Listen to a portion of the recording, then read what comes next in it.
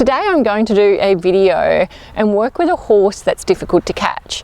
But before I get started, I just want to talk about getting my halter and rope organised. A lot of people will go in there and they won't be organised with their rope and halter, and they go to put their halter on and it's a big mess, and then they can scare the horse.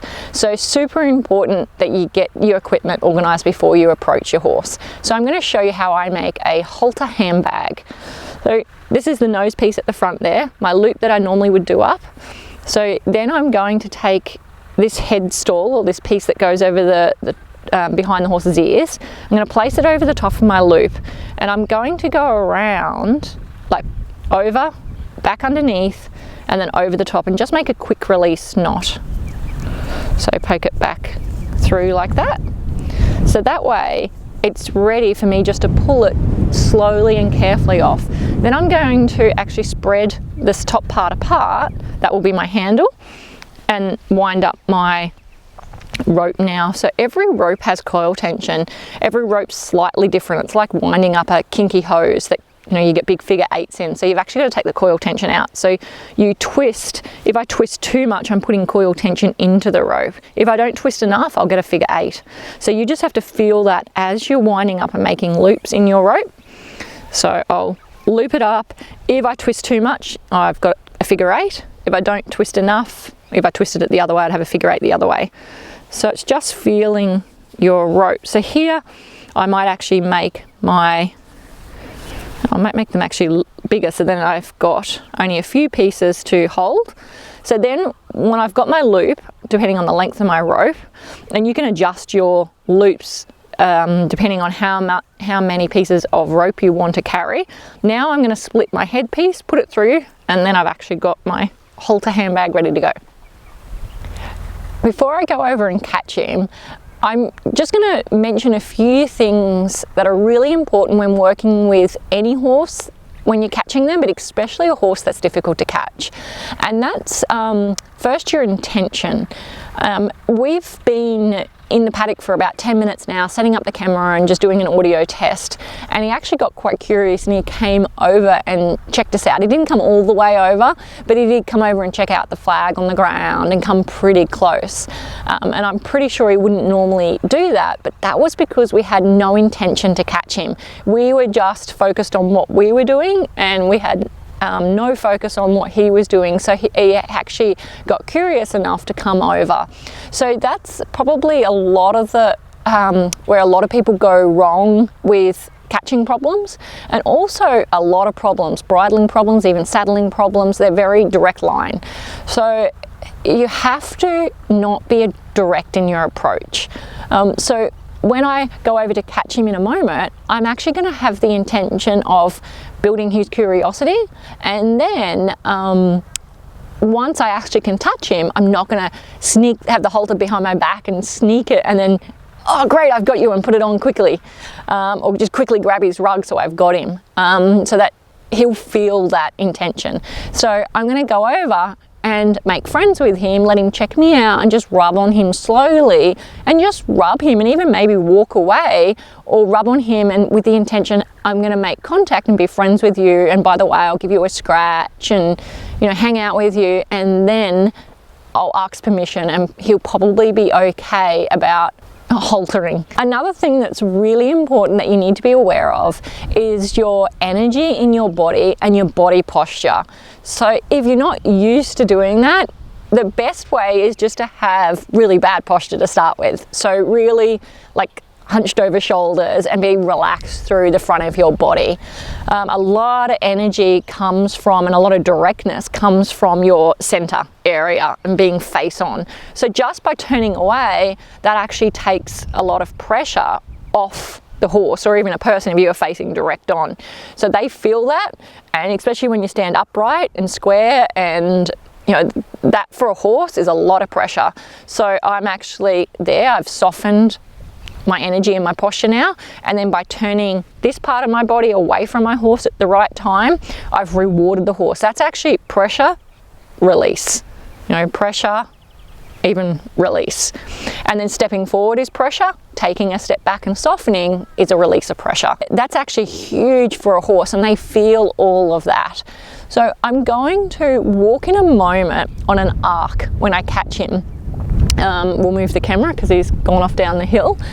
But if my horse is here and I want to walk, I don't want to walk sort of come up behind him because I could push him away, or if he turned to face me, then it would be different. Then he's facing me. So I want to walk on an angle to get in front of his ears and his eyes. Every time he acknowledges me by giving me his attention, I need to soften my body and my energy and change my posture, what we just spoke about, which is softening it or turning away or taking a step back. That's a reward. Every time I release or reward him, I'm acknowledging him for acknowledging me. And that's when our conversation starts. So every time his ears and his eyes go to me, I soften. And it's even sometimes a micro give, just a micro softening to say, yes, you noticed me and I noticed you. And he goes, huh, they didn't just walk through, my personal space bubble, or they noticed when, I noticed when he noticed me. We start having this conversation, and he's really aware that I'm engaged in the conversation and trying to make conversation with him. I'm also really aware of his personal space bubble. So a horse that's difficult to catch will have a really big bubble, and it takes a little bit of practice to feel into that. But as I'm walking into him, that's why I use arcs, and I'll go back and forth and I'll play on the edge of his bubble. So he's sort of going, I'm not okay with that, and then he'll notice me. So then I soften and reward.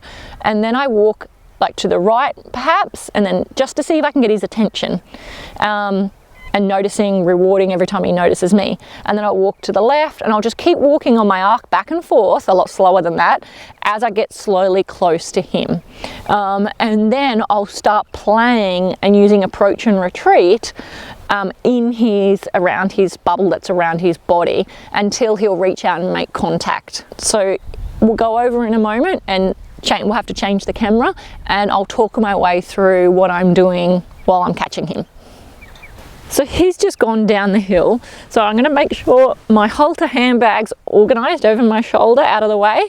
And I'm going to start walking. You can just go down so everyone can see where he is.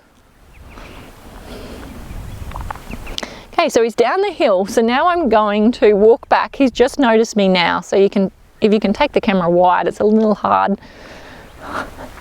And if you can get both of us in. Now he's facing down the hill, so if I walk towards his hindquarter, I'm going to send him forward. So I'm going to walk out in front of him on my arc this way, and he's sort of got an ear and an eye, but when he either looks up or notices me a little more there, I'm going to hesitate and just reward that acknowledgement. Now I'm going to keep walking there, okay, and then I'm going to stop. So the moment he gives me his ears and his eyes, I'm going to stop. So I'm wanting to tell him I'm listening to him. Just a stop there. And I'm wanting to build his curiosity. So a lot of problems are actually solved by just slowing down a lot and not being direct. So, stop there. So now I'm actually going to go back this way along my arc as I get closer to him. So I'm just going to walk. Oh, so I hit his bubble there. That's what I was talking about with his bubble. So I hit that, so I'm just going to back off. So that's approach and retreat. I'm reading thresholds. So I'll just stay. I just backed off to my back foot to take the pressure away.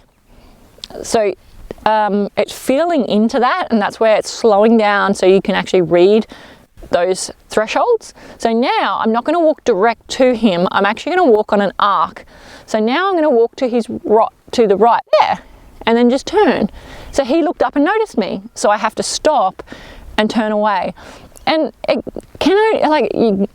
few seconds is enough. It's just to acknowledge that when he notices me, I notice him. As long as you use your arc. Oh, back away. So I hit his bubble. If I walk straight to him now, he'd probably turn and walk away. So, back away. So now I'm going to slowly block him. This hill's pretty steep. Okay, so I'm going to get back out in front of him. There, hesitate and stop there. So I want to stay in front of him, not get behind that drive line. Extra challenging on a big hill. Okay, so I've gotten a little close. I just felt that. I thought, oh, I've gotten a bit closer then, but I could feel him pull away a little bit.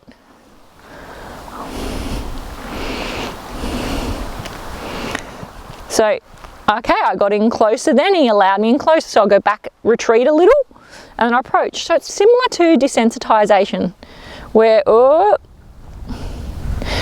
we're approaching, retreating, reading his thresholds. So I just step in off my left foot, up, good boy, and then step back to my right foot.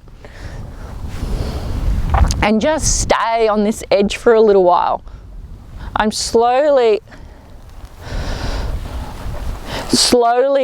getting closer to him, and I don't have the intention, just relax, don't have that intention, I just got to catch him. If I went direct to him now or tried to put my hand out, I know he'd leave. So just using front,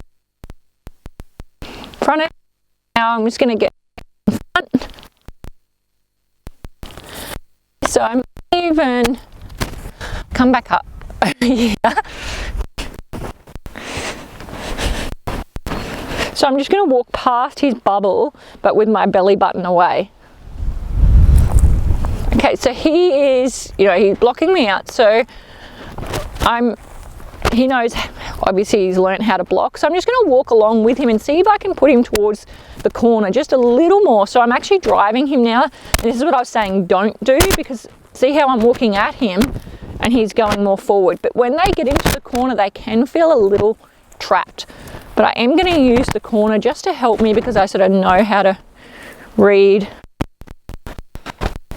He's probably been pushed into a corner before.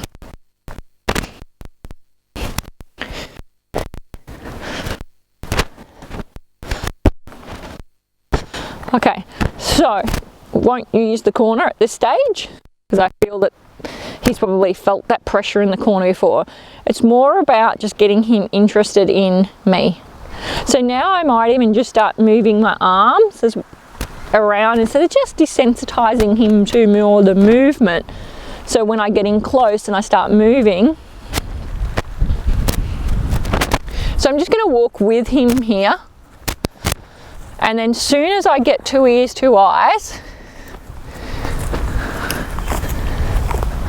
so I'm going out wider to block him. There, stop. So if I went there, I would have pushed him up the hill. And then I'm going to head back this. That actually went up in the flat.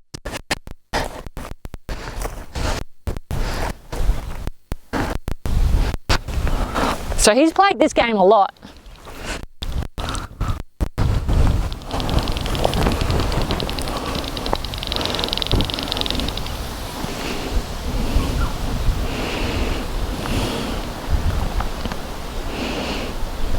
And just hang on the edge of his bubble. So now I'm just going to go in and out. Low energy, belly button away, there. Now I'm just going to put my hand out because I want to get him, I don't want him to have that, yeah, and just then turn and walk away.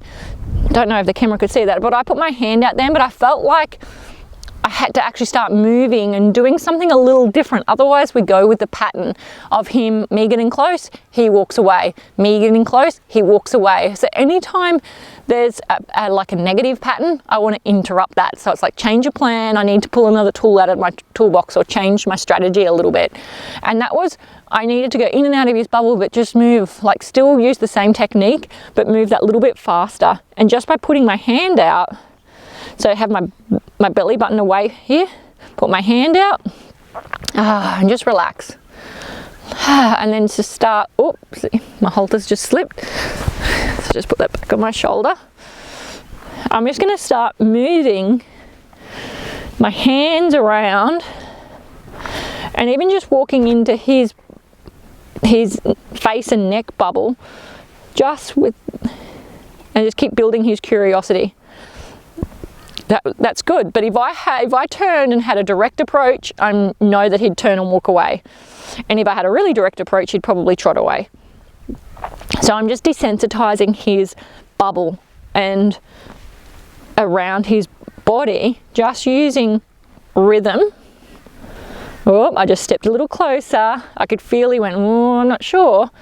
And then just offer him, okay, he's not interested in my hand. I'm going to see if I can work on approach and retreat and touching him. But not with the intention, I'm just going to grab his rug, because I'm pretty sure he probably has had that happen a few times too. So just be careful. I don't want my, oh, there, big breath into my belly. Okay, there wasn't the right time to touch his neck. So I'm just going to see now if I can just scratch on him and have the intention of giving him a scratch, not grab his rug. Hey, oh, he's like, and not putting the halter on. Seeing if I can work further down. Yeah. Hey, buddy. And two, the eating the grass, I feel like that's kind of an avoidance strategy for him. It's just, I'll just act really disinterested. Over time, if I was working with him, I'd want to get it to the point where he actually caught me, where he got really curious and came up and checked me out and was interested in me. But this eating the grass is just his way, I think, of blocking out what's really happening. So now just slowly put my hand out first with no intention to touch him. There he stayed just a little longer. So I'm going to walk into him with my belly button away, not go straight, like don't get even direct, and I've got to pat him. I'm going to approach and retreat, go back and forth, ask permission to pat him and to scratch him. And the type of pat that I would use in this situation is like a scratching pat, because they love to reach underneath and see if I can scratch his wither and make friends with him. So it feels good. I mean, there's not many horses I know that don't like being scratched.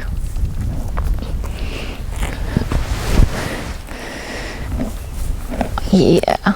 Oh, see there, I went to move my shirt then, and he must have felt a different type of feeling from me. I'm just going to roll my sleeve up so I can get in there and give him a good scratch. Oh yeah. And then see if I can even just go under his neck. I'd like to see if I can now, see if I can pick his head up. And I'm not going to catch him, but I'm just seeing if he can engage a little more in me, not just eat the grass, to say, hey buddy, hey. So I've got a little feel, but I haven't got him fully held. Like he could leave if he really, yeah, there's a softening. So he just softened to my outside hand, there. And came in more. And then I've got pressure with my outside hand, so I'm just doing a little yield there, a release. Oh, yeah, and then there's a sigh. So there's all these conversations that's happening from the moment you walk in your paddock. No, no, yes. See if I can just bring his nose, yes. Just through steady, there, yes. So there was about 6 micro gives then. Hey. See if I can rub over his face. Yeah. And then just see if I can bring his nose around to my belly. Yeah, good boy. And then I'll just let him eat grass again and just walk away. Now I'm going to go in. It could be risky. That's where most people be like, just get the halter on him before he leaves. I'm going to go in. Oh, and see if I can just work on the other side. And it could push him off to the right. So I'm just going to turn all the way around and back into him. Whoa. And again, I'm just watching and feeling into his body language. I'm slowly approaching and retreating. And at first when you're learning this, it might feel a little sneaky, but over time, you'll get really smooth with the approach and the retreat, and you'll get better at reading the thresholds and asking permission. And it will become like a lot smoother and softer because you don't want to be sneaky. So now I'm not going to go touch his neck straight away. I'm going to ask permission and just use rhythmic motion around his neck. We'll hesitate there and then scratch on his neck. So he's slowly moving away, but he's not moving away in a way that he was at the start. It's just because we're on the off side now. And I'm just going to do the same things. I'm going to see it too in a moment if I can reach down and seeing if I can just do, yeah, good boy, a steady pressure yield. So I've got quite a bit of pressure on now, then a release of pressure, and just put my hand out and see if I can get him curious and interested. No, there's pressure, he's leaning into my hand, the camera can't see, so I'm just there, I release. And then there's soft pressure, yeah, good. Hey, and just, he's leaning into my left hand, my outside hand, you can't see, there's pressure, then there's a release, my hand softens. So they're all ways of communicating with him. Hey, you're actually a softie, a big softie. Oh, so I've got pressure and then a release. Pressure, release. So I can even practice that release. I can practice lateral flexion with using, doing a steady pressure yield. Yeah, good boy. And this here is building curiosity because he's checking me out now. So my hand's soft. When he's soft, I'm soft. Now there's pressure, he runs into that, and then there's a release of pressure. There was a little bit of a sigh then. Yeah, and then pressure, and then a release of pressure. That's it. So I'm wanting to build his curiosity in me. I'm just going to walk back around and change sides. So I'll go out around his face bubble and then see if I can just get my belly button away, slowly back into him. If I had to, I can lean back on this foot here and then I can lean into him, lean back, approach and retreat, but he's pretty good with it, good now. Oh, see there was a thing, he was like, oh, I'm not sure about that. So I just start moving my hands. So anytime he goes, oh, I'm not sure, I'll just hesitate or even back away because I've hit a threshold. Now he actually came into me then, I think, for a scratch. So now let's see if I can pick my halter up and see what happens. And I'm going to actually scratch him with my halter and give him, oh, just reach underneath, see if I can just play the steady pressure game because I've got my halter now. Yeah. Now I should be able to halter him without the lead rope around his neck, because if I have to keep my horse with me, then he's not confident about staying. So I just go through the catching game again. Hey, that's nice. So I'm going to actually work on haltering him now. So I'm going to make sure I don't have a loop. I'll separate them out, put this around my shoulder, open my lead rope up. Ah, yeah, under his neck. And even when I halter him, I practiced that steady pressure yield before, keeping the steady pressure, and just massage it on his nose and then just see it there, release. Nice. I'm actually working on, can he lateral flex and soften? No, all these little things make such a huge difference. There we go. So he stays soft in that steady pressure. Oh, no, he's leaning on it. So I just put it there, release. Yeah.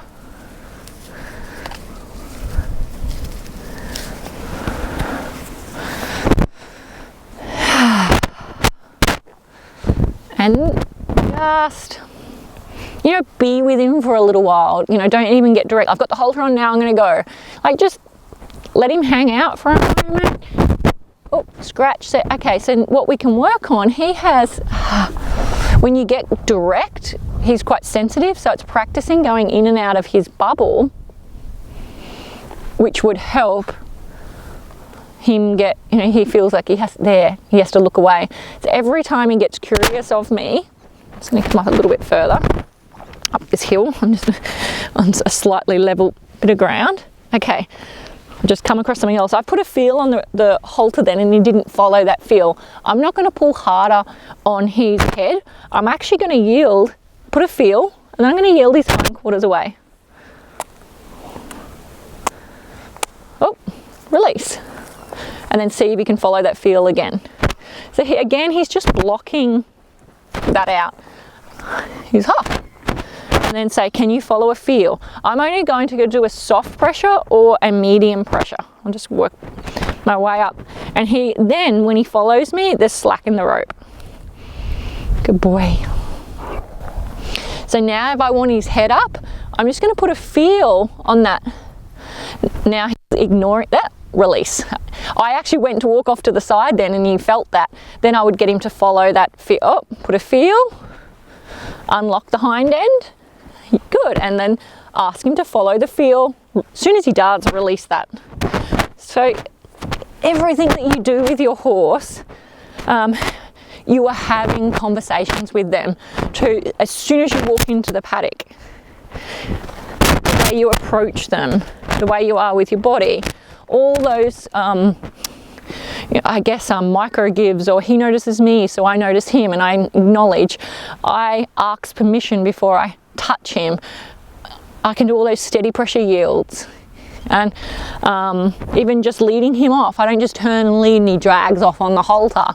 That's just teaching your horse, I guess, that conversations aren't good, so then they just block it out and they get really dull, or you end up with all these, you know, behavioural things going on.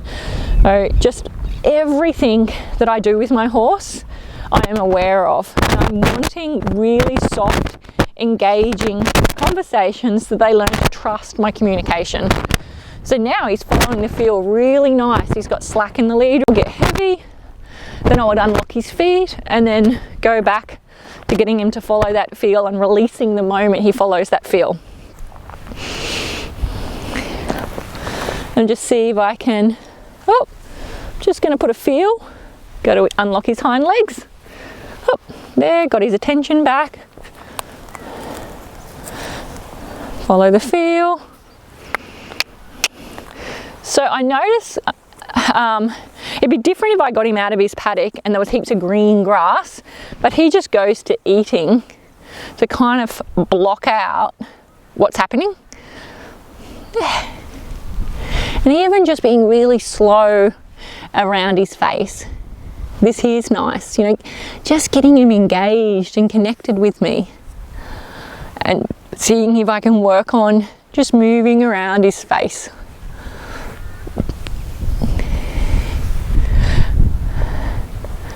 Seeing, draw his attention back to me. Hey buddy. Okay. So I hope that video helps on working with a horse that's not great to catch. I've seen people try and catch him and he's been running around his paddock trotting, and they've probably gotten really direct because they haven't known what else to do. He didn't probably look that bad, he was just walking away slowly, but that was because I was really soft with my body. But just, yeah, remembering to slow down. When they acknowledge you, you acknowledge them, to not be direct, to be really soft with your body. And also approach and retreat, reading thresholds, there's actually a lot to it. And then knowing that just everything you do with your horse, you are having a conversation. So before I actually get my horse to the arena when I'm catching them, I've probably had 50 conversations or more with them before I've actually even got to the arena through pressure and release. So it's really important that you're really aware of all these little tiny conversations that you're having with your horse. And when you can start to notice those and make all those little tiny conversations count, your horse will see you through completely different eyes. So just to finish up, I want to quickly talk about how I take the halter off my horse. And I've spoke about as soon as you step into the paddock, or every time you're with your horse, you're constantly having conversations with them. Then you want to start making all those conversations count. So even taking the halter off, you're having a lot of conversations. So when I take the halter off, I'm just going to again put a feel to get his head up. Nice, he followed that feel, release. So I'll undo my knot and then I'll take it over his head, this part here over his head. But a lot of horses will leave straight away. So I've got two safety nets here. So I actually want to do it finish with a steady pressure yield. So as he moves and yields and softens, the halter will fall off. But I've got this second piece ready. Yeah. Nope. See, a lot of them will look away. So now he has to do a second yield and soften. No, no, no. Just hold that there. If I was to do this every day with him, he'd get really good at taking that halter off, just to softening around like a lateral flexion. I'm just gonna, there we go. Oh, lost him. So I'm gonna go again there. And then I'll let him fall off, and then I'm gonna leave him before he leaves me. And he's actually chosen to follow, which is really nice. If you enjoyed this video, make sure you leave a comment or give me a thumbs up. Make sure to subscribe to the channel or share it with your friends. The more videos I can make and help you all at home. Hope to see you soon.